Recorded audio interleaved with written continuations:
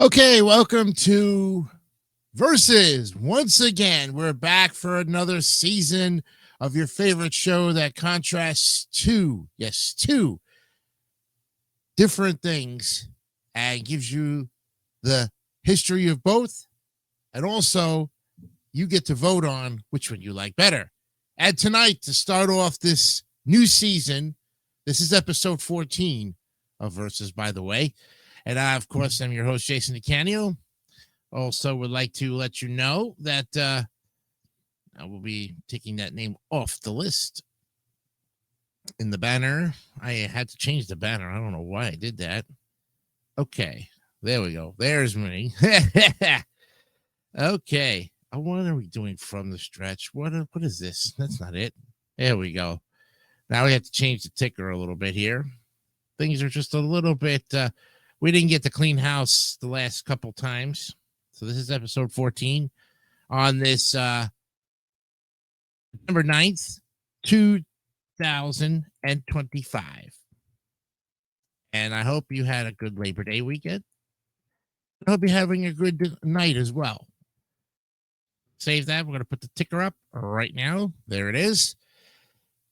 We have a great one for you. This was, of course, requested by one of my tier masters who's with me tomorrow night on the season 3 premiere, Mark Leota.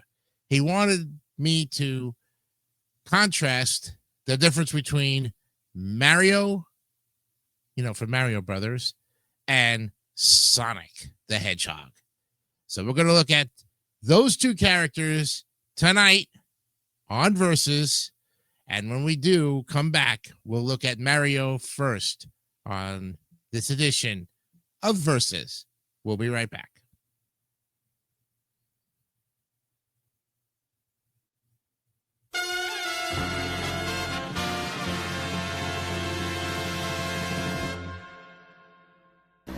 Gravity was easy to solve, but could Newton have solved Rubik's Cube? Rubik's Cube, over 3 billion combinations, but just one solution. Hey, Jerry, what's the story? You want a party, you want to dance, you want a great night out, come on down to Jerry's Visco. But, Jerry, what's the story? Unbelievable lights, unbelievable sound, giant dance floor, really big drinks, and a dime. Talk about atmosphere, in other words. See for yourself. The party starts every night at 9, and I'll be here waiting for you. That's the story, Jerry! That's the story! In the past, Action Park gave you spectacular rides and fabulous entertainment. But hold on to your bathing suit, because there's more, lots more. Now, Action Park brings to the world the brand new, awesome Roaring Springs. Spread out over 6 acres, Roaring Springs has got it all. It's got cliff diving, air slides, caves, rapids, waterfalls. It's even got an underwater river. But most of all, it's got action.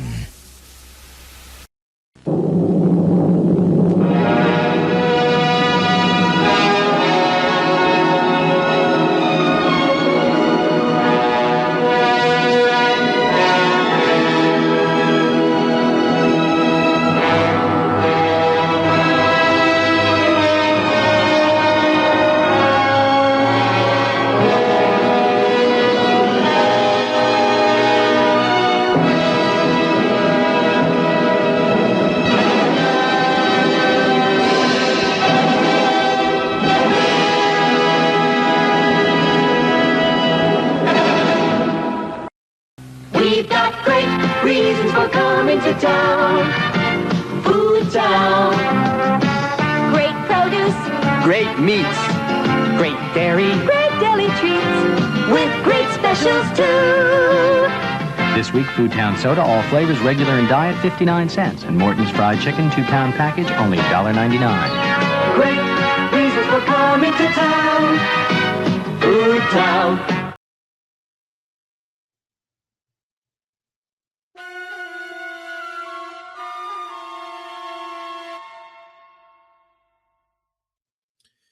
Mario. Who is he? What is he? He's been around for a good 40 plus years in the gaming world. And we're going to look at him right now. The concept and creation. All of our information is from the Wikipedia. Shigeru Miyamoto created Mario while developing Donkey Kong in an attempt to produce Nintendo's first blockbuster video game. Previous games such as Sheriff had not achieved the success of games such as Namco's Pac-Man. Originally, Miyamoto wanted to create a game that used the 1930s characters Popeye, Bluto, and Olive Oyl. At the time, however, because Nintendo was unable to acquire a license to use the characters and did not until 1982 with Popeye, he ended up creating an unnamed player character along with Donkey Kong and a lady later renamed Pauline. In early development of Donkey Kong, Mario was drawn using pixel dots in a 16 by 16 grid. The focus of the game was to escape a maze, and Mario could not jump. However, Miyamoto soon introduced jumping capabilities for the player character, reasoning that if you had a barrel rolling towards you, what would you do? Continuing to draw from the 1930s media, King Kong was an inspiration, and Mario was set in New York City. Though the protagonist is unnamed in the Japanese launch release of Donkey Kong, he was named Jumpman in the English instructions and Little Mario in the sales brochure.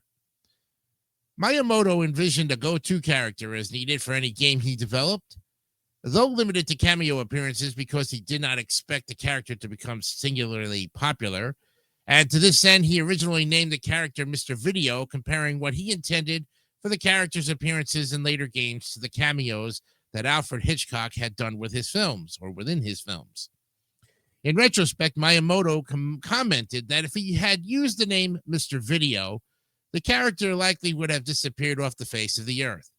According to a widely circulated story during the localization of Donkey Kong for American audiences, Nintendo of America's warehouse landlord, Mario Segal, confronted then-President Minoru Arakawa, demanding back rent. Following a heated argument in which the Nintendo employees eventually convinced Segal he would be paid, they opted to name the character after him. Well, the story is contradicted by former Nintendo of America warehouse manager Don James, who stated in 2012 that he and Arakawa named the character after Segal as a joke because Segal was so reclusive that none of the employees had ever met him. James repeated this account in 2018, and a friend of Segal commented, "My direct understanding and perception is that Mario Segal doesn't mind at all the fact that his name inspired such an iconic character, and that he shows humble pride in the fact in front of his grandchildren and close-knit adult circles." And though it is implied by the title of the Mario Brothers series, in a 1989 interview, his full name was stated not to be Mario Mario. The first notable use of Mario Mario is in the 1993 live-action film adaptation of the Super Mario series, and further in Prima's official video game strategy guides, in 2000 for Mario Party 2, and in 2003 for Mario and Luigi Superstar Saga. In 2012, after Mario voice actor Charles Martinet stated that the character's name was in fact Mario Mario, at San Diego Comic-Con, Nintendo CEO Satoru Iwata said Mario had no last name, with which Miyamoto agreed the month after. 2 months after Iwata's death in July of 2015, Miyamoto changed his stance, asserting at the Super Mario Bros. 30th Anniversary Festival that Mario's full name is indeed Mario Mario. Mario can also be referred to as Super Mario when he acquires the Super Mushroom power-up. According to Miyamoto, Mario's profession was chosen to fit with the game design, and because Donkey Kong takes place on a construction site, Mario was made into a carpenter, and when he appeared again in Mario Brothers, it was decided that he should be a plumber because a lot of the game is situated in underground settings. Mario's character design, particularly his large nose, draws on Western influences. And once he became a plumber, Miyamoto decided to put him in New York and make him Italian.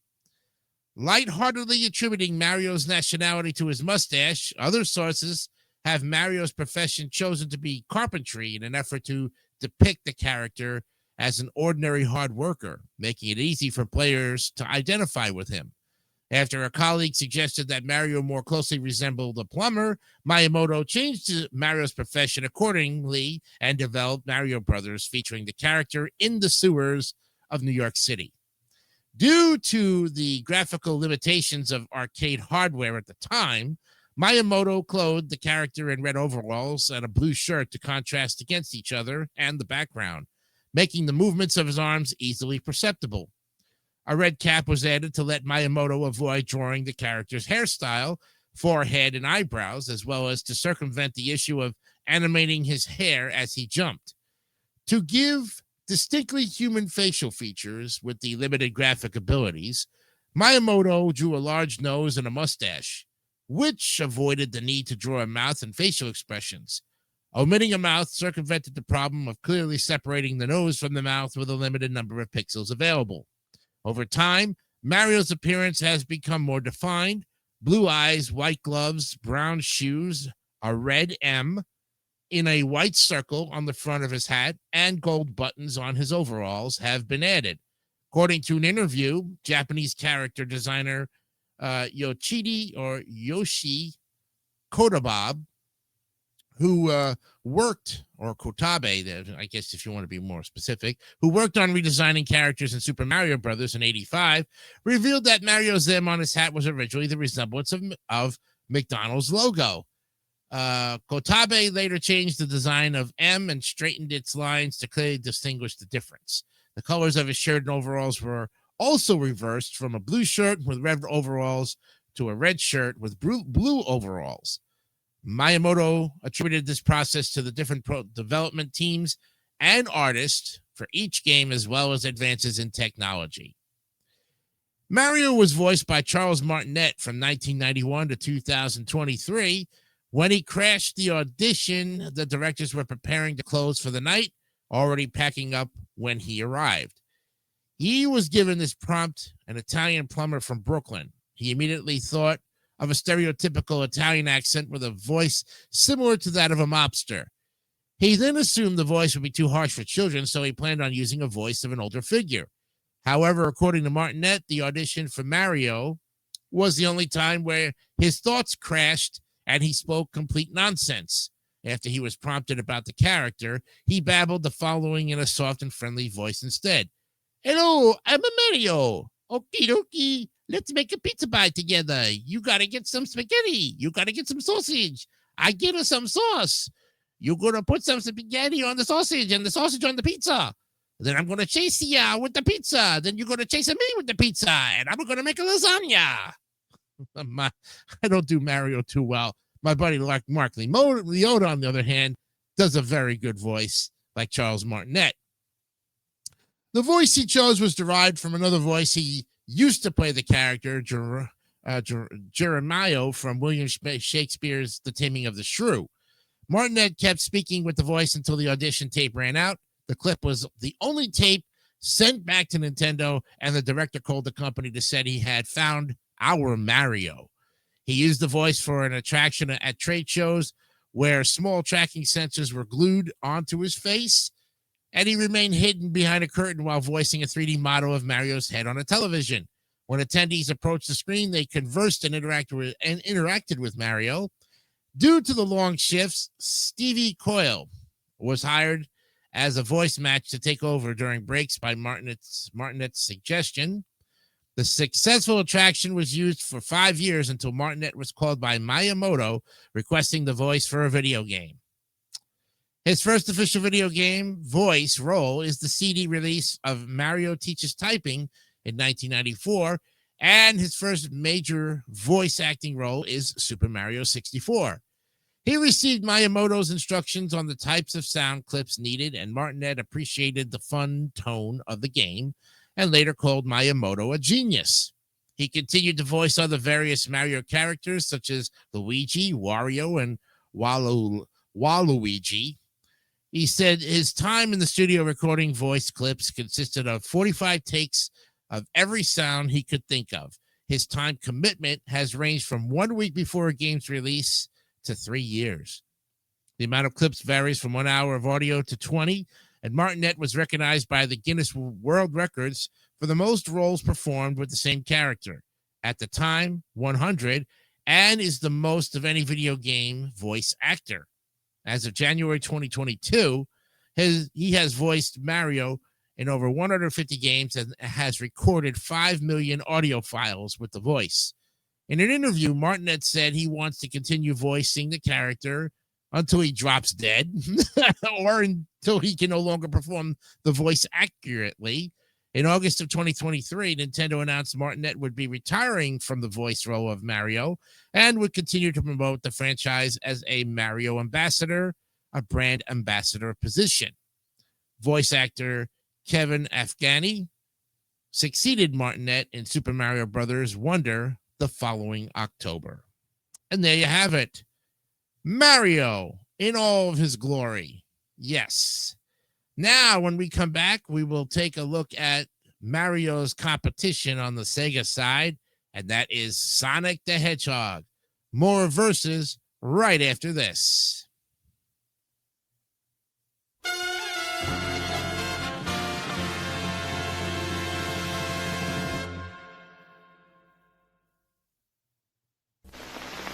We're gonna get you over a barrel, so get set to have a barrel of fun.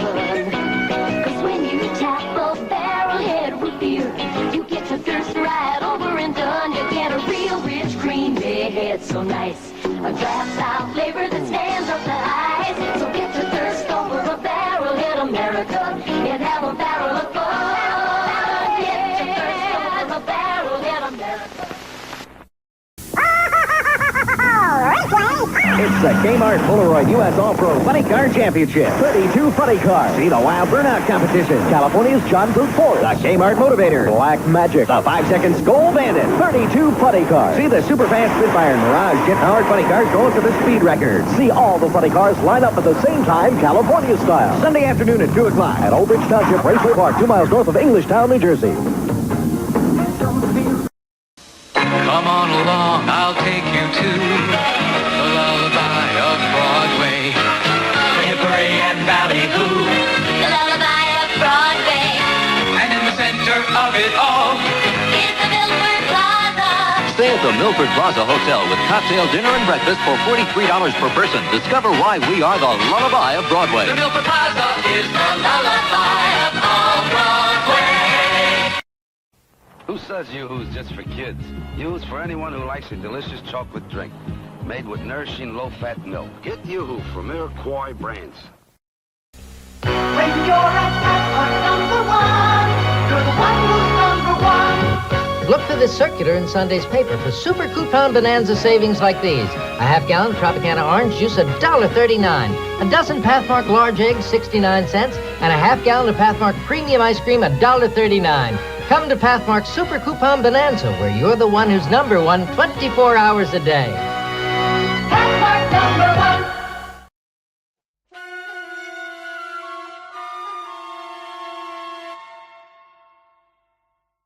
Sonic the Hedgehog is, of course, Mario's competitor. And, of course, he has a whole different history than his previous, enemy, as they like to call it. Although Nintendo and Sega are competitors, they're friendly enemies as well. So while Sega was seeking a flagship series to compete with Nintendo's Mario series, several character designs were submitted by its research and development department, and many results came forth from their experiments with character design, including an armadillo, a dog, a Theodore Roosevelt lookalike in pajamas, who would later be the basis of Dr. Eggman's design, and a rabbit who would use its extendable ears to collect objects, an aspect later incorporated in Rice Star. Naoto Oshima took some of these internal designs with him on a trip to New York City and sought feedback by asking random passerbys at Central Park their opinions. Of the designs, the spiky teal hedgehog, initially codenamed Mr. Hedgehog, led this informal poll, followed by Eggman and the dog character. Oshima felt that people selected it because it transcends race and gender and things like that. On return to Japan, Oshima pitched this to the department, and the Hedgehog was ultimately selected as the new mascot. The detailed design of Sonic was aimed to be something that could be easily drawn by children and be familiar, as well as exhibit a cool attitude. Representative of the United States at the time, Sonic's blue pigmentation was chosen to match Sega's cobalt blue logo, and his shoes evolved from a design inspired by both Santa Claus and Michael Jackson's boots, with the addition of the color red, which was inspired by the contrast of those colors on Jackson's 1987 album Bad. His personality was based on then governor of Arkansas and later president of the United States, Bill Clinton's get it done attitude. And to help sell the idea to Sega's higher ups, Oshima pitched the concept framed by a fictional fighter pilot that had earned the name Hedgehog due to his spiky hair, and had decorated his plane with images of Sonic. When this pilot retired, he married a children's book author who wrote stories about the Sonic character, the first which became the plot for the first Sonic game. Oshima stated that this influence can be seen in the logo of the game, which features Sonic in a pilot's wing emblem. The origins of Sonic can be traced farther back to a draft created by Naoto Oshima in 1989, which years later turned into Sonic. Yuji Naka implemented the idea of a character running inside loops with an algorithm that allowed a sprite to move smoothly on a curve by determining its position with a dot matrix. This concept was subsequently fleshed out by designer Hirokazu Yasuhara. And since Sonic was created without the ability to swim because of a mistaken assumption by Yuji Naka that all hedgehogs could not do so, a group of 15 people started working on the first Sonic the Hedgehog game and renamed themselves Sonic Team. The game's soundtrack was composed by Masato Yakamura of the band Dreams Come True. Sega sponsored the group's Wonder 3 tour, painting Sonic on the tour bus, distributing pamphlets advertising the game, and having footage of the game broadcast above stage prior to its release. The original concepts gave Sonic fangs and put him in a band with a human girlfriend named Madonna. However, a team from Sega of America, led by Madeline Schroeder, who calls herself Sonic's mother, softened the character up for an American audience by removing those elements. This sparked a heated issue with Sonic Team. Naka later admitted that it was probably for the best. Sonic's appearance varies greatly depending on the medium and the style in which he is drawn. In the video game, Sonic's original design by Oshima was short and round with short quills, a round body, and no visible irises. Artwork featuring this design and drawn by Akira Watanabe was displayed on the package artwork for Sonic the Hedgehog. Sonic's proportions would change for the release of Sonic the Hedgehog 2 on the Mega Drive, and his head-to-height ratio was changed from 1.2 to 1.2.5. And for the 1998 release of Sonic Adventure, Sonic was redesigned by Yuji Yukawa as a character with longer legs and a less spherical body, longer and more drooping quills, and green-colored irises. For the 2006 game, Sonic was redesigned to make him look like adult-like and taller to appeal to the next generation players. This was also done because Sonic would interact with humans more often, and his design was supposed to fit. An alternative werehog form was introduced in Sonic Unleashed, placing more emphasis on Sonic's melee skills rather than speed. Although Tetsu Katano acknowledged the large negative fan response to the werehog, he believes it could return in a future game. Bob Raffi, CEO of Sonic Boom developer Big Red Button, stated that Sonic Boom's Sonic is very different, both in tone and art direction. And that version has blue furred arms, more quills, and wears a brown neckerchief around his neck and athletic sports tape on his wrists and shoes. Sonic originally had a few voice samples in Sonic CD, with designer Masato Nishimura providing the voice. Sonic's first true voice actor was Takeshi Kusao for the arcade games Sega Sonic the Hedgehog, with Junichi Kanemaru continually voicing the role beginning with the release of Sonic Adventure. Ken Morrow also voices Sonic in Sonic X, Sonic Boom, and the Japanese dub of the Wreck-It Ralph films. In Sonic Unleashed, Sonic was voiced by Tomokazu Sakai, while in werehog form, Jaleel White voiced the character in the Dick animated series Adventures of Sonic the Hedgehog, Sonic Sat AM, and Sonic Underground. And Sam Vincent provided his singing voice in the latter Dick cartoon. And starting with Sonic Adventure, Sonic was voiced in English by Ryan Drummond. Drummond was replaced by Jason Griffith, starting from Sonic X, with Griffith voicing Sonic within the game, starting with Shadow the Hedgehog in 2005. Griffith was replaced by Roger Craig Smith, who is pictured here, starting with Sonic Free Riders and Sonic Colors. Smith announced on his Twitter account on January 29, 2021, that he would no longer voice Sonic, with his departure confirmed by Sega the same day. On May 26th of 2021, Smith and Sega confirmed that he was voicing Sonic once again. Ben Schwartz will voice Sonic in the 2020 feature film and its 2022 and 2024 sequels. Canadian actor Devin Mack voiced Sonic in the Sonic Prime animated series. Now, as you can see, he also appears like that in his supersonic form, too, like Mario, who is Super Mario Brothers when he gets the mushroom. And there you have it. Sonic the Hedgehog in all of his glory.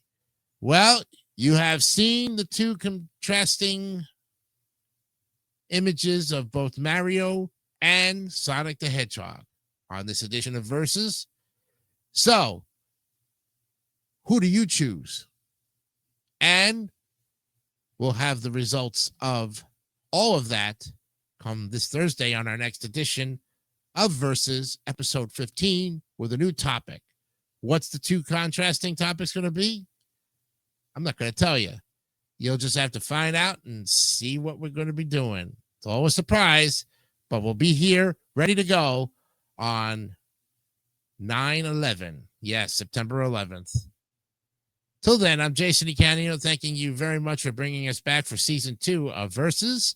I'll see you on Wipe Those Tears tomorrow night at 9 o'clock Eastern Time. Till then, have a great night, and remember to always be honest, be real, and keep it simple, stupid. Kiss. Good night.